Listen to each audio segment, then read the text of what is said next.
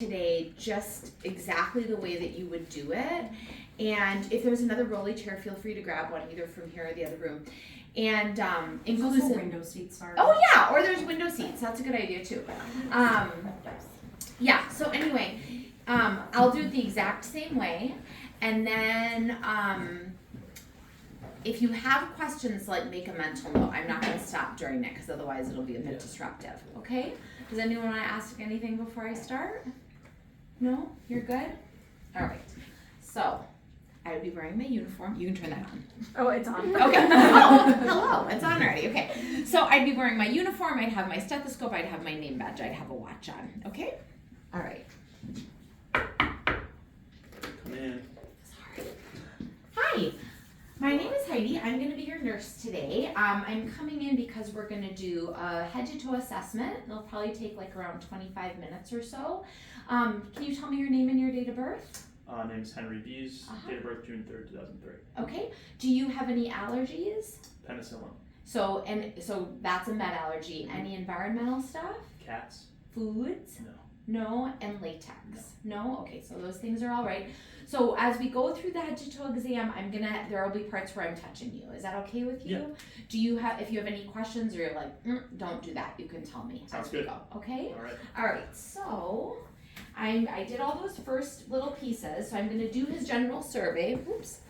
And I'm just noticing that he's alert and oriented. He's able to speak to me and respond to questions appropriately. He looks like he is in good health. His body habitus is as I would expect it to be for his stated age. His affect is appropriate. The fact that he's nodding along with me means that he's registering what I'm saying. I don't have any concerns just as I look at him. There's no mobility devices. He does not wear glasses or hearing aids or anything like that. His breathing looks comfortable.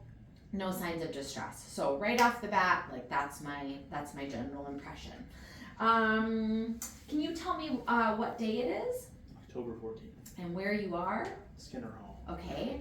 And you already told me who you are, so that's good. And what's the situation? Just coming in for a physical exam. Okay, so he's oriented times 4. Great. Okay, so I'm just going to start by doing it's going to be cephalocaudal. That just means I'm going to start at your head. I'm going to work my way down, okay? So I'm going to start by just inspecting. His face is symmetrical. There's no facial drooping on either side. The outer corners of his eyes are level with his ears. There is nothing about his grooming that is concerning to me, and his skin tone is even throughout and matches his ethnicity. All right, so then I'm gonna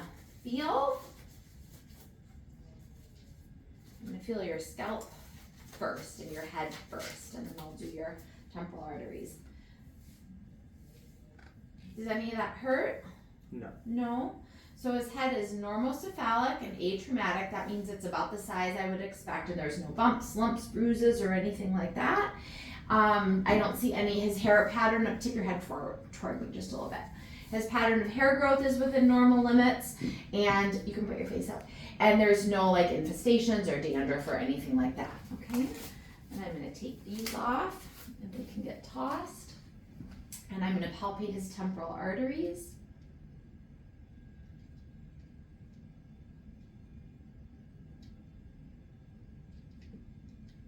You're missing one, Henry. No, it's just higher up. Yeah. Okay. Oh yeah, there it is. You were right. Okay. They're actually turn your head that way. Look how far off symmetrical they are. It's like probably at least a centimeter, maybe more than that. But there they are, and in terms of the pulsation, they're equal bilaterally, so that's good. Okay, and then can you open and close your mouth, please? That's gonna be fun.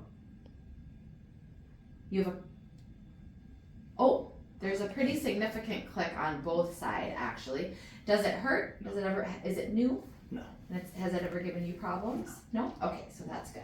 All right, so there's a little bit of crepitus or clicking, but it hasn't been a trouble for him. Okay, so let's look at your eyes. Can you pull down your lower lids, please? All right, and they're pink and moist, and now up on the top. And those are pink and moist as well. Could do this right by the inner corners of your eyes. That's called the inner canthus. Does that hurt at all? Those are his lacrimal glands, so that just means that the tear ducts aren't blocked. I don't see any redness, there's no swelling, there's no ptosis, meaning like one eye is drooping and the other isn't. There's no crust or drainage, his sclera are totally white, there's no redness or jaundice or anything like that. Now we're gonna just look and see if your, I wanna see if your corneal light reflex, which actually isn't on there in quite that way, but corneal light reflex just means that the little pinprick of light I can see on reflected back to me is in the same place. It's symmetrical on both his eyes, and there's no clouding on your corneas, which would mean you had cataracts. And if you see that, it's really noticeable. It's not like, is that it or is it not it? You can definitely see it. We already talked about sclera. Your irises are nice and blue, and there's your pupils look like they're reactive, but we'll find that out to be sure in a minute. So now, without turning your head, I just want you to follow this. Okay, ready? So just follow it with your eyes. Good. So as he's doing that, I'm going far enough out that his irises really do have to get all the way to the corner, because that's the only time I would see the bounce on either side. That's called nystagmus, and it means that there's some kind of neurological problem, and there's no strabismus. You're just looking at me straight on, so that's good. All right, I'm gonna have you shut your eyes for just a minute. There we go. And then, Oh, sorry. that's okay.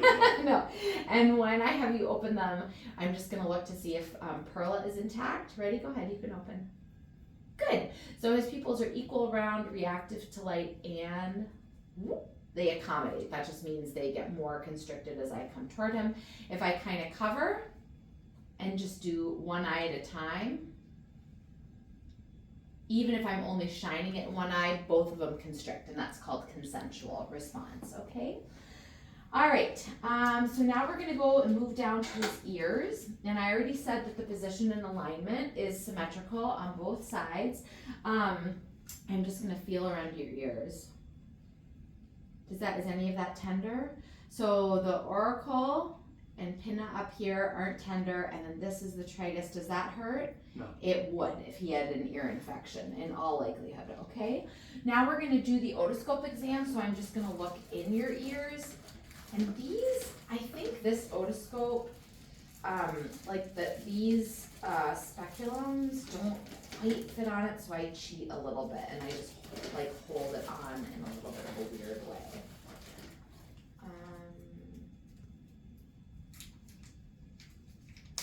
There we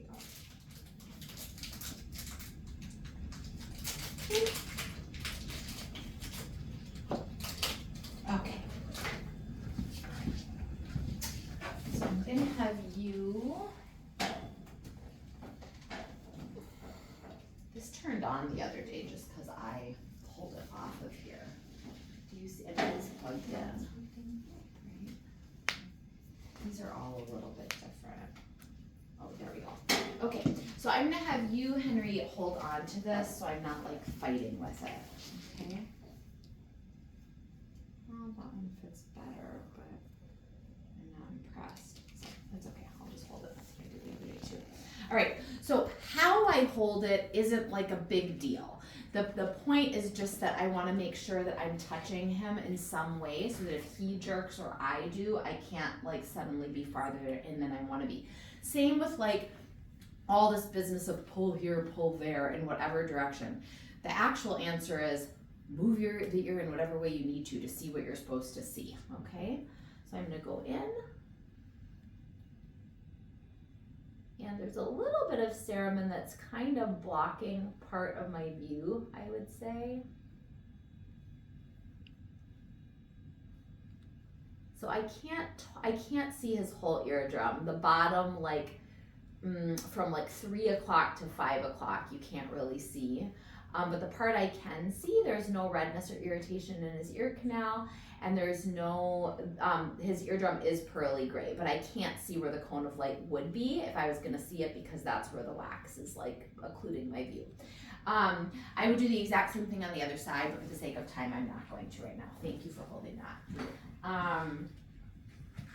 And again, actually tell us what you see. Don't just like make it up. It's totally fine if something isn't visible. It's not visible, right? No big deal. Okay, so that's your ear. Now when I'm gonna look at your nose again, it's totally symmetrical. There is no evidence that he's had any fractures or deviation of his septum or anything like that. Can you cover one nostril and try to breathe in? And now you can let go and do the other side. Good, so it sounds equally patent. I don't hear any congestion or anything like that. And then I'm just gonna touch your face. Is there any tenderness as I'm doing that? No. No? And then I'll percuss your sinuses.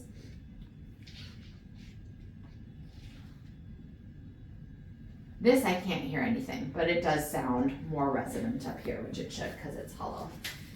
You can tell I'm very like momish when I do these. I'm always like fussing with people, but usually it's just sort of sweet and mellow. Okay, so now we're gonna do your mouth, and I want you to open your mouth. Good. And inside of his cheeks and his palate, that's called the buccal mucosa, are just all pink and moist. I don't see any like ulceration or sores. Do that, lift up your tongue. The floor of his mouth, same. I don't see any swelling in his salivary glands, and the structure underneath his tongue is all symmetrical. It's called a frenulum, actually. Put your tongue down and now stick your tongue out. Good. Say ah. There are a lot of, you can stop. There are a lot of hidden tonsils. I can't see yours very well either. Like I can barely see them just at the way back. And then your tongue was midline and your uvula came up as you said ah, and all of that was symmetrical. So that's important. I don't see any evidence, open your mouth one more time, of like dental caries or cavities or anything like that. Your teeth look like they're in perfect condition. Go like this. No recession of gums. Do it on the top. Yeah, same, perfect. You look like a dental model. All right, and all right, that's it for all that. So now we're gonna do your neck, and I'm stuck here. Should I lay down for this part for the? Yes, but I'm gonna make it so that you're laying down a better way. There you go.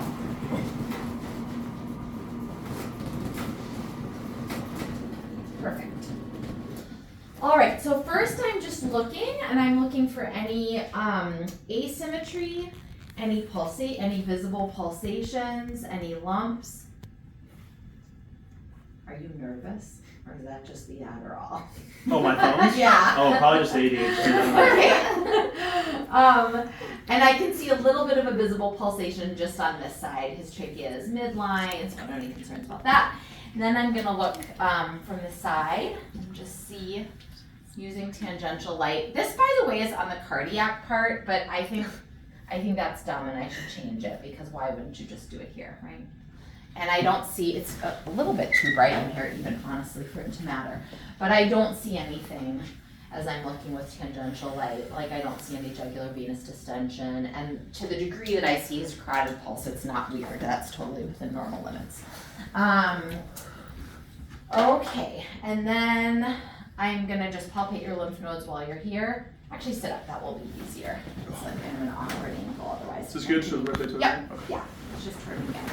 Okay, so when we're gonna do his lymph nodes, you don't have to say them, but you do have to know where they are. So preauricular, postauricular, submental, submandibular, jugulodigastric, deep and superficial cervical are kind of all down through here, posterior cervical, occipital are back here, and supraclavicular, and I don't feel anything, and I shouldn't feel anything. If I did, that would be a concern.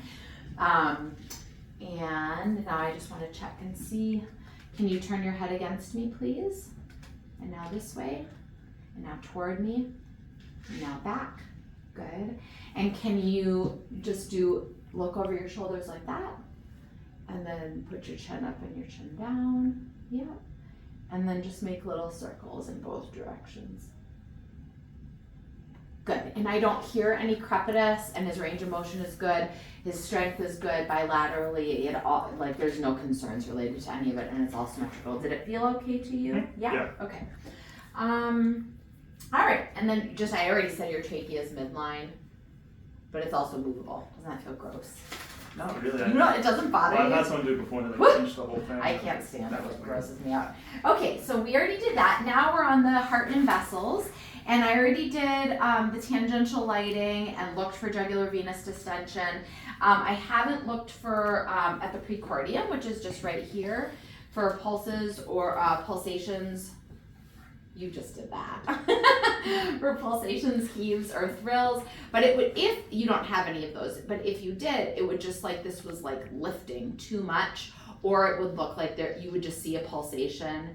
And then thrills just means, do you have any spots that are almost like bzz, buzzing a little bit? And you don't, you have nothing like that. Now I'm gonna do your carotid pulses just one at a time. Super easy to find, 2+ and they're the same bilaterally. All right. And now, I'm gonna do your, we've done this in different ways. This one I have the apical pulse right here. And yours is really easy to feel. And it's right where it belongs. 5th intercostal space, mid-clavicular line. Okay, on the left. All right, so now we'll do this. I'm gonna leave this off because this is not mine.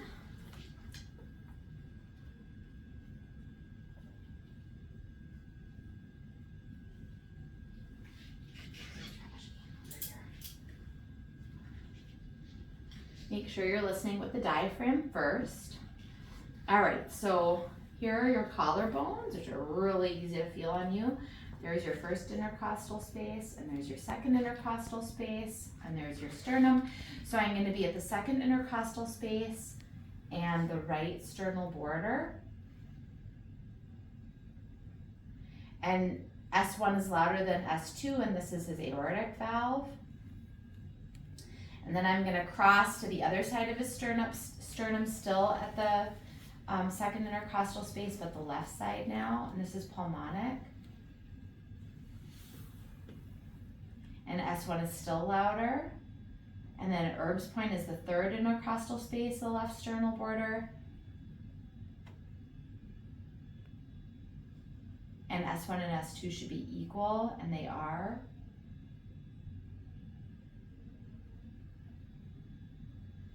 Yeah, there. His breathing is really actually quite loud, so it's hard to hear his heart through it a little bit.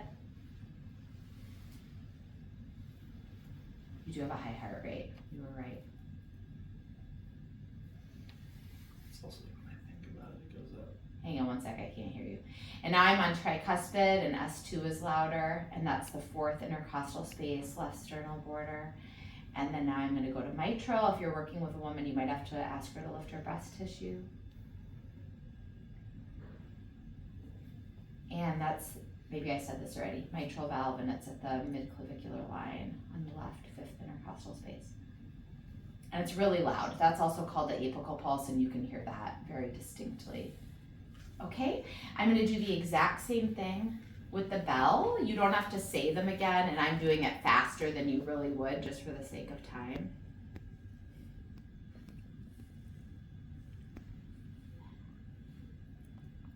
And you should still be able to hear the person's heartbeat, but it's going to be pretty faint with the bell, and you don't want to hear any like whoosh, whoosh, whoosh, right? Because that means they have a murmur, which you do not, so that's good. Okay, now we're just going to look at your legs, which I obviously can't really see very well when you have pants on, but essentially his legs, the muscles are well developed, and I don't see any signs of peripheral vascular disease. The hair growth pattern is as I would expect it to be. You see, I just touch him, whoop, and he has good cap refill, at least in his legs. I'm not going to have you take your socks off, but there's no varicose veins or any sign of peripheral vascular disease or swelling.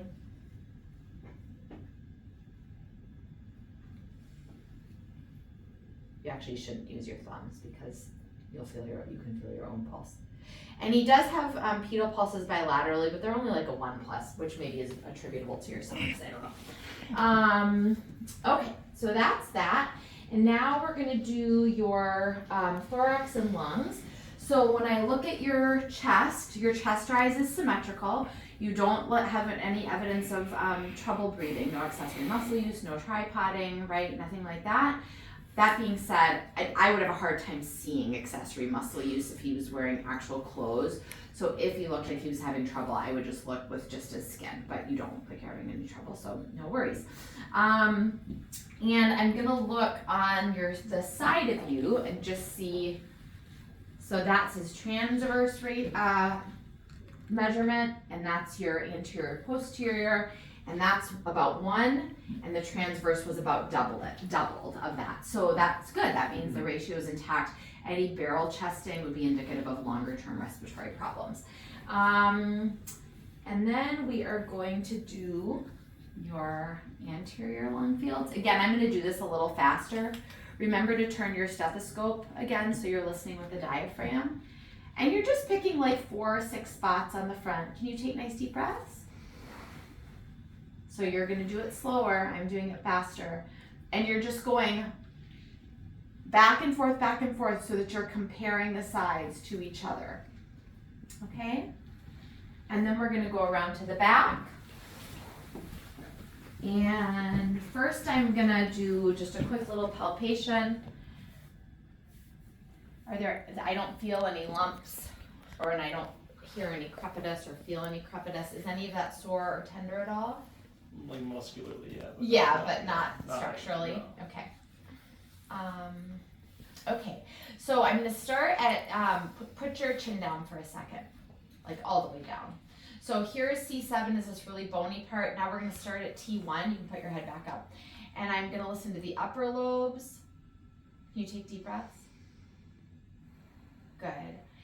And the upper lobes are T1 to T3.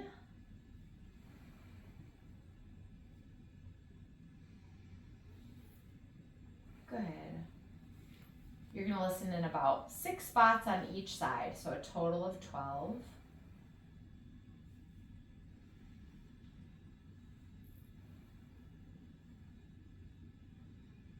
Good. Last one. And his lung fields are clear all the way throughout. There are no adventitious sounds, no wheezing, no rhonchi, no crackles, nothing. And then I'm going to go to your right middle lobe. And so can you put this arm up for a second, Henry?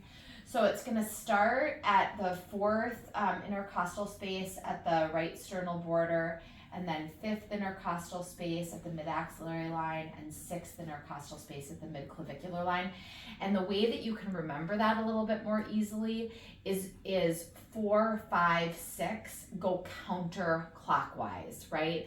So sternal, axillary, clavicular, sternal, axillary, clavicular, sternal, axillary, clavicular, 4, 5, 6, 4, 5, 6, 4, 5, 6. Otherwise, it's really hard to remember. So what I think, so when you do that triangle, that's where you're going to listen. You can put your arm back down and take another deep breath. Good. And his lung sounds are clear there too. So all the way through. You're good. All right. Okay, so now I've done the whole thing. I realized I forgot to grab you an OPQRSDU sheet, so you just have to make something up. All right? Got a headache. Okay, great. No, pick something else because Mom had a migraine. I'm having abdominal pain. Okay, perfect. All right, so if you're having abdominal pain, when did it start? Last night around 5 p.m. Okay, and you don't have any history of it that's more remote, that feels like this, or it's more repetitive or whatever? I do. Longer standing? Yeah. So when you think about like that as onset, like when did you first start to notice you were having any trouble? This is like a repeated bout of the similar pain I had. Oh, but when was the first bout of your similar pain, roughly? A year and a half ago. Okay, so kind of a while. How often does it happen? It's only happened twice. This is the second time. Okay. So is there anything that makes it better or worse? Staying very still. Staying very still makes it better? Mm-hmm. Yeah. And is there anything that makes it worse, like before or after eating, or certain kinds of movement or anything? I would say definitely like eating, like maybe drinking large amounts of water, rotating for sure, Okay. extending my spine like this. Hurts. So either more fullness or more tension, Exactly. kind of. Okay. Yeah. Can you describe what it feels like? Achy versus sharp? Definitely sharp. Definitely sharp. And when it's sharp, is it like constant, or is Yeah. it like constant? Yeah. Okay. Does it point to where it hurts? Right. Umbilical, periumbilical? Yep. Yeah. And does it radiate anywhere? To my back. To your back, straight through, or in some sort of It just grayish it's kind pattern. of lower back. Just right on straight both through. sides. Yeah. Okay. Does it feel like it starts more here or starts more here? Feels like it starts more towards Starts the more belly to your belly button? Okay. If 0 is it doesn't hurt at all and it's just normal, and 10 is it hurts super, super bad, what is it at its worst? 10. Does it change the things you can do? Yes. In what way? What can you not do? Move.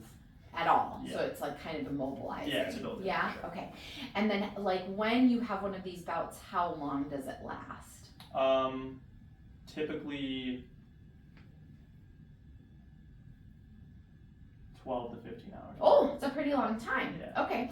And then do you have any sense what you think causes it?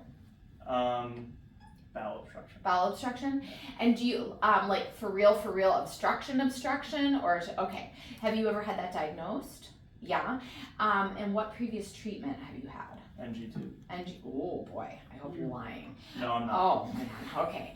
I'm just telling you exactly what I told them. Okay, Just alright. to make it easier. Yeah, so, okay, so that's really, really helpful, just to have that overall arc. And then did it resolve on its own? Like no Yeah, I didn't need surgery or didn't need anything like surgery, that? no, Okay, yeah. alright, that's good to know. Okay, so do you have any other questions? Is there anything I didn't ask or cover that you would want to address? When's my next visit? 6 months.